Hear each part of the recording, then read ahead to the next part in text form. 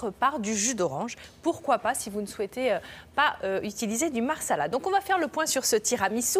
Vous l'avez compris, on l'a adapté pour Noël. On a remplacé les biscuits à la cuillère par du pain d'épices. On met du marsala, bien sûr du café, un peu de mascarpone, des œufs, du sucre, un petit peu de cacao en poudre et 4 cuillères à soupe d'eau pour faire cuire le sucre. Vous allez voir ça dans un instant. 20 minutes de préparation et puis 5 minutes de cuisson, juste le temps de chauffer un petit peu le tout.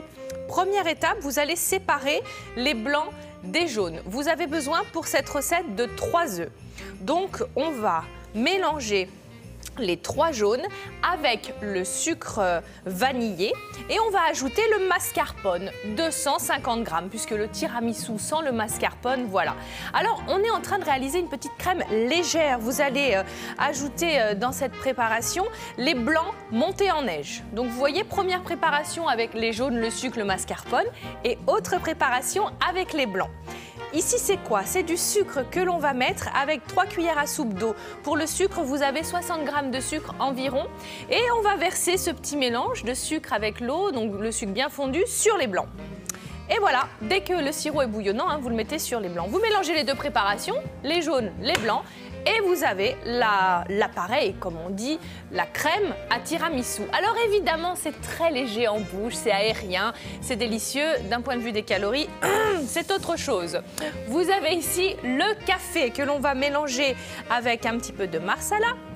Et on va imbiber nos jolies tranches de pain d'épices dans ce mélange-là. Voilà, café marsala. Ensuite, on va mettre le tout dans une verrine. Alors bien sûr, c'est Noël, j'ai pas pris le plat familial du tiramisu. On va faire des petites verrines individuelles. Et puis voilà, vous mettez donc le pain d'épices et vous remplissez avec votre préparation. Vous lissez bien au-dessus, 3 heures au frais. C'est rigolo. Sortir du frais, un petit coup de cacao poudré sur le dessus. On peut mettre une bougie? Oui, si vous voulez, oui. Une petite bougie, pourquoi pas, en forme de Père Noël, bien sûr. Bien. Alors, donc, je vous l'ai dit, vous pouvez rajouter, bien sûr, des écorces d'orange qui vont apporter un peu de croquant. Vous pouvez remplacer le café par du jus d'orange, etc., etc. Vraiment, c'est une recette que vous pouvez adapter en fonction de vos goûts.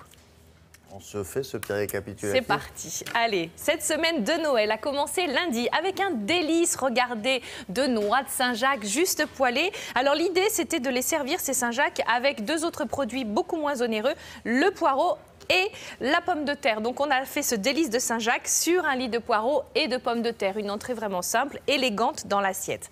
Ensuite, mardi, deuxième entrée, cette fois-ci avec un autre produit de fête, le foie gras, que vous voyez ici juste sur une petite tranche de thon.